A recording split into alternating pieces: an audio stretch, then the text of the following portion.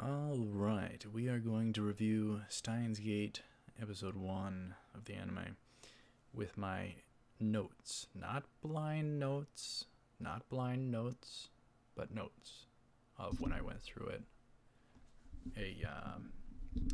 another time. And I just had tried to do this video, but I was talking to myself through 99% of it. So we're starting over. Other than that, YouTube, Twitter, Facebook. With all the reports I'm seeing of those, we need an alternative. The world needs an alternative because of the reports I've been seeing about all of them for quite a time. A lot of not good things going on. Reports of all sorts of different censorship, shadow banning, just getting rid of people who don't hold certain viewpoints or viewpoints people don't like. They somehow get rid of them or shadow ban them or whatever the case. So I think those three are going to topple, and we're going to see alternatives take their place. So I couldn't be more dissatisfied with those and upset with them. That's just one of the things I wanted to briefly chat about. But anyhow, this spans episode 1 of Steins Gate. So spoilers just based on episode 1. I'm not going to go beyond episode 1. I may ramble here or there a little bit about this or that and might allude towards a little bit more, but for the most part, I'm going to keep it capped to just episode 1. So, anyhow, El Sai Kanguru. Okay, and I'm going to try and go through this a little faster because I just spent like a half hour talking to myself. So, Okabe is a self-proclaimed mad scientist of sorts. He has a lab and does experiments and creates gadgets. He's on the second floor of a building. Mayuri does some sort of hand to sun rays type thing. We don't know what that's about. Okabe goes off to Dr. Nakabachi's time machine conference.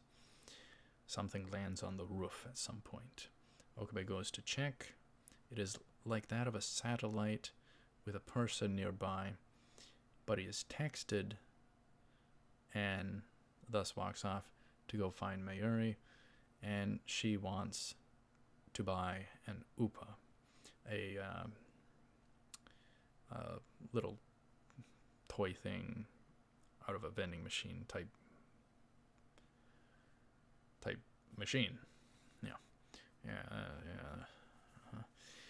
He uses his money to allow her to receive one from the machine, and randomly she receives a rare metal one.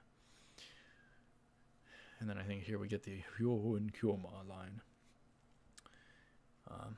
which is interesting. I think he's like a Chinibu, at least with that recent term I learned about. I think it applies. A press conference begins on floor 8. Mayuri texts Okabe that she lost her upa already. She's like the blonde of this. Okabe interrupts the conference, shouting out, claiming, Nakabachi, you're using the stolen theory from John Titor.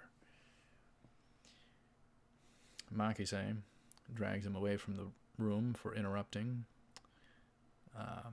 and asks Okabe of 15 minutes prior what he was going to tell her, which seemed important to her.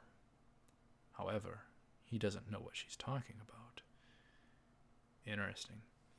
Okabe is fake about his phone being on and talking to someone, and claims to himself that Makise is an agent of the organization that is after himself. Oh boy. Makise again trying to get to the root of something that she cares about, finding out regarding him. She asks him again of what he seemed to want to say of importance to her.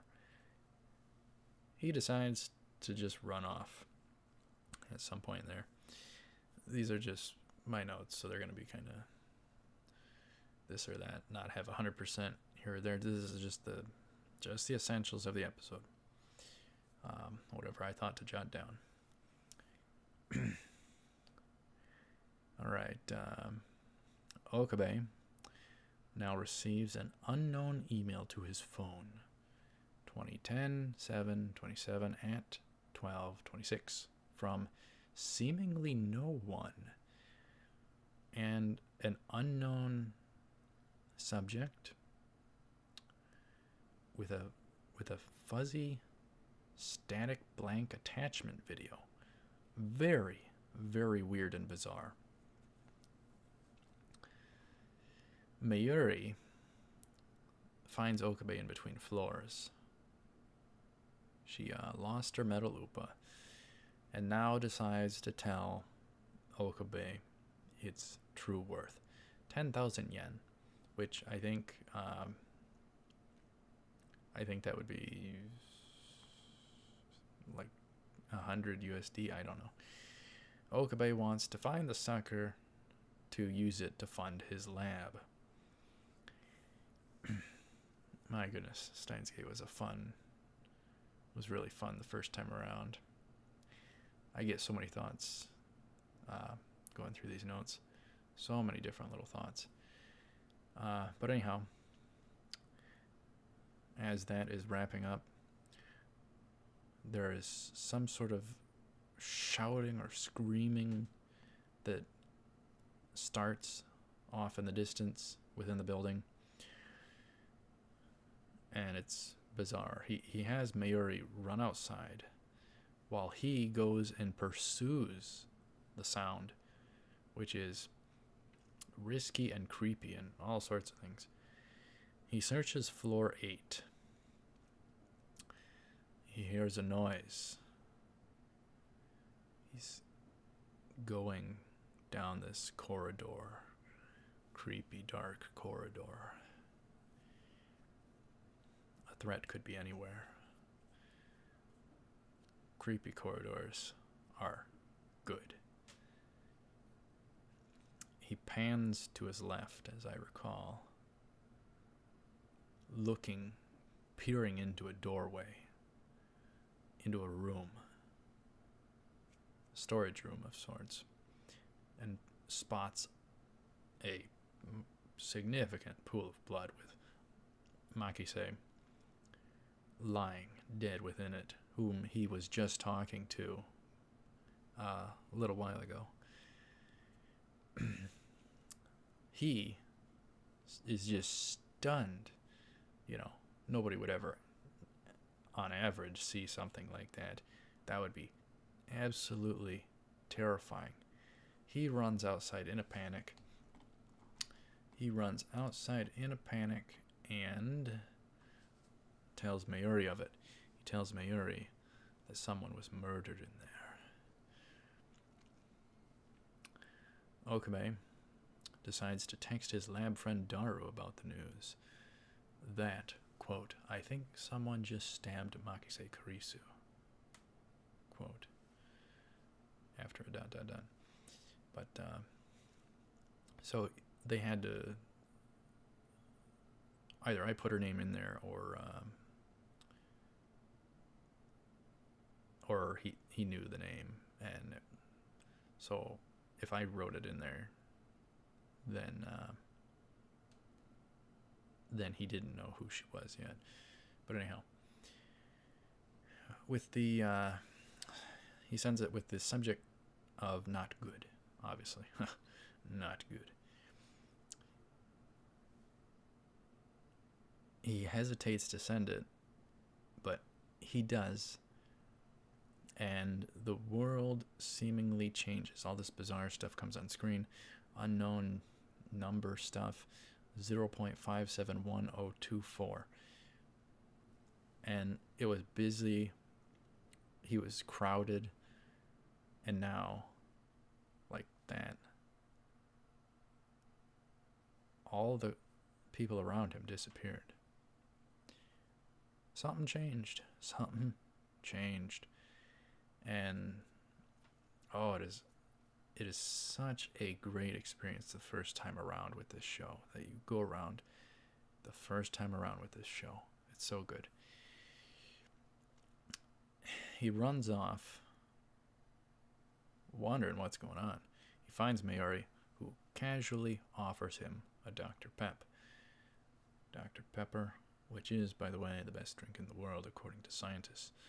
However, you probably shouldn't drink too much of it if you want to keep your teeth. He asks her of the people that were just around, and she is unaware of what once was. Something don't add up. It is at this point that rock debris of sorts fall from above to near his feet. He pans up, looking at it, and spots that the satellite that used to be on top of the building, on the roof, is now crash landed, wedged into the side of the conference building.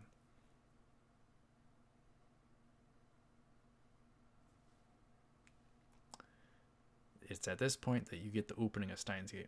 Really good opening. A telltale sign of anime. If there's a death in the first episode,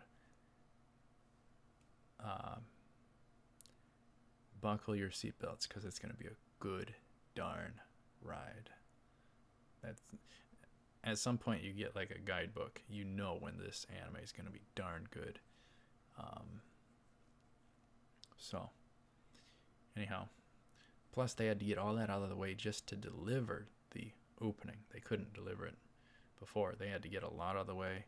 Now they deliver it, and then they go back into things. Very interesting choice. Alright, so now Okabe introduces his viewers to his future gadget lab and members. 001, Hoenn Kyoma himself, as he calls himself, self-proclaimed mad scientist of sorts. 002, assistant cosplayer Shina Mayuri. And 003, Itaru Hashida, but we just say Daru. And then we get the hacker verbal feud of sorts. He's a hack. No, I'm a hacker. And then that lab coat pose. Oh boy. Somewhere in here, Daru references his 2D women. Oh boy. Oh boy. And then news hits of the satellite hitting the building. So, to the best of their knowledge, around 12 noon. Okabe recaps at this point in his mind, pondering about all the events that have occurred so far. What is going on? Why do people think like this? What happened?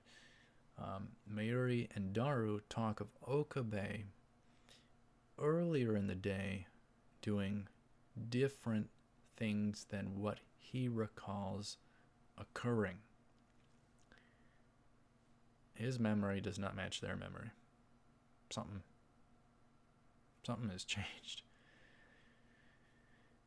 Not only that, add to it, Dr. Nakabachi's conference was canceled. Canceled? We were just to it. We saw it. Now it's canceled. So Okabe is just in disbelief, as anyone would be. Just sheer disbelief. And he thinks he was chosen by Steins Gate. It's interesting to do this type of review before Steins Gate 0 drops next month. But I want to make content, but it's just not worth the time is the thing. So we got to keep it limited.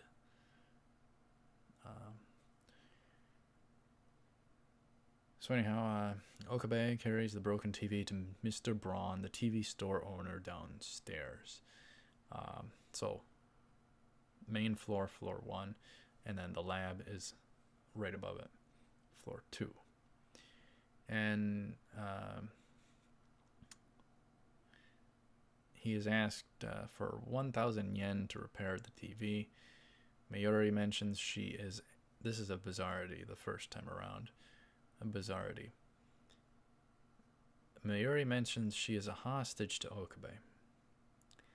And I don't think Mr. Braun took that too lightly or greatly. It's very bizarre for the viewer to hear that the first time around, if they even really catch it, to contemplate it.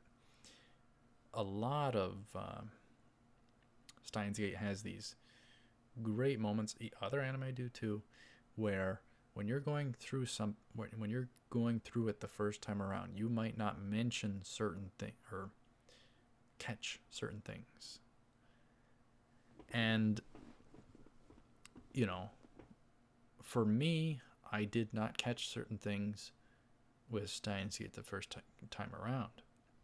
Second time around, this and that, okay. But first time around, it made for a better experience, me not catching certain things. I actually don't think they should have hinted quite so much at certain things, because now seeing whatever again, some things can seem a little too obvious. So I wish they would have held back a little here and there on certain things. But anyhow,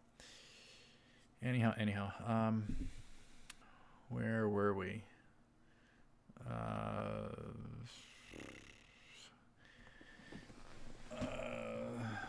Oh yeah, we're still with Mr. Braun. Mr. Braun asks for 2k yen to repair the TV now after a minor examination of the TV.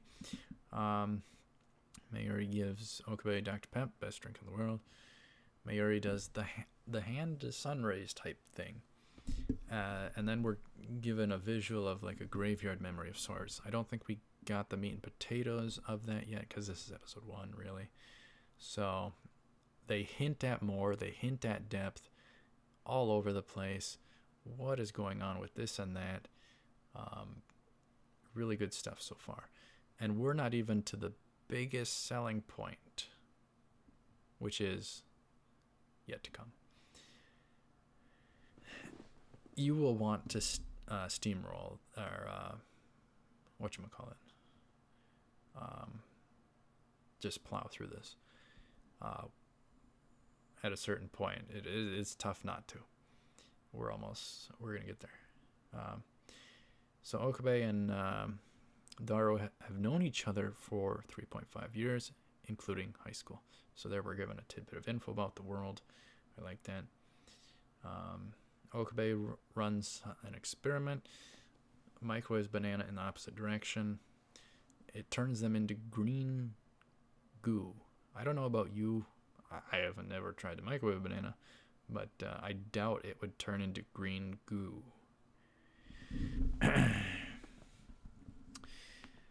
And then Daru's dialogue request to Mayuri. Oh boy, about bananas. Good grief.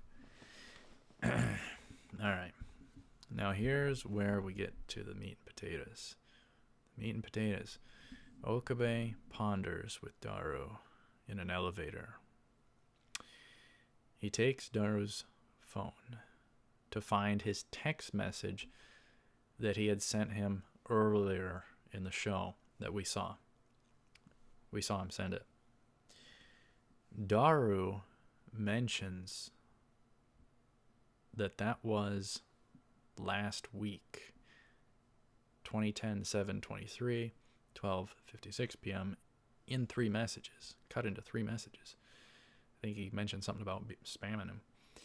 Okabe checks his own phone because he wants proof. He wants evidence right in front of him to see what's going on.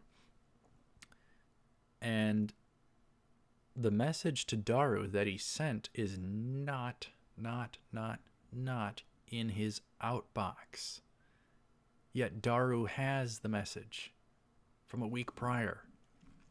Therefore, Okabe concludes, my text message traveled back in time. Then this grand slow-mo moment of him just get this sudden realization, panning around to the elevator doors slowly opening. And what does he see? What does he see? Here's where you will want to just plow through many episodes.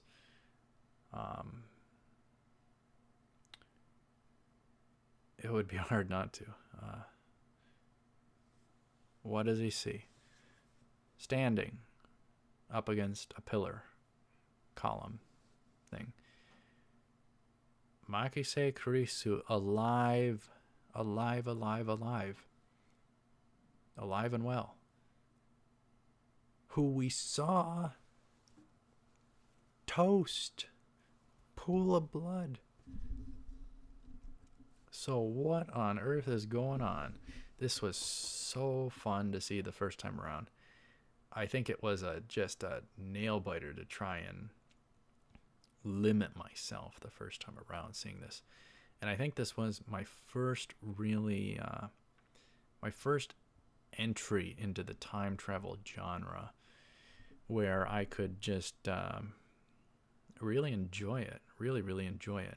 Because I think other than that, the only other time travel type stuff would obviously be from when I was probably a little bugger, not being able to understand like Back to the Future or whatever the case, or what else was there, Terminator and stuff like that. Those kind of things, which really don't compare to Steins Gate, let's be honest. Steins Gate floors them all. So yeah, people are going to just want to just plow through it at this point. What Steins Gate does really well is hitting you with a cliffhanger. That just fuels you to just want to just, I forget the word for it, but I said it in the previous video I did, but that we botched because the mic was muted, so I had to redo this one, but at least I'm not talking to myself this time. So that was Steins Gate, episode 1. We literally took like the time of the show to talk about it. That's interesting. It was the choice of Steins Gate. Anyhow, I think my favorite moment is the cliffhanger there. That is probably what sells it for everyone. Even with all the other stuff leading up to it, as decent as that was, that cliffhanger is an ultimate seller. And we got Steins Gate 0 coming up next month. Very interesting. So anyhow, thank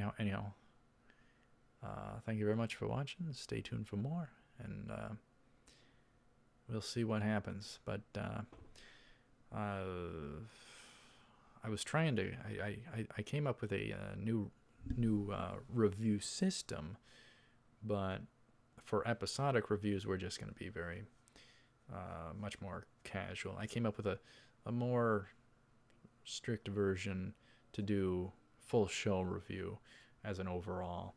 So we'll just have to see if that goes anywhere or not. I would like to do some reviews, but it's really hard to get all your thoughts out there on any given show. So there's just so many worthy ones to do this or that for. But anyhow, things should be interesting. April is stacked with anime. Good gosh. I might even be recording my last reaction. I don't know. People need to consider every video my potential last. I don't know how long we'll be able to keep things going. I don't know. But probably on to bigger and better things soon enough. So anyhow, thank you very much for watching. Stay tuned for more. I will see you up ahead. As always, take her cool.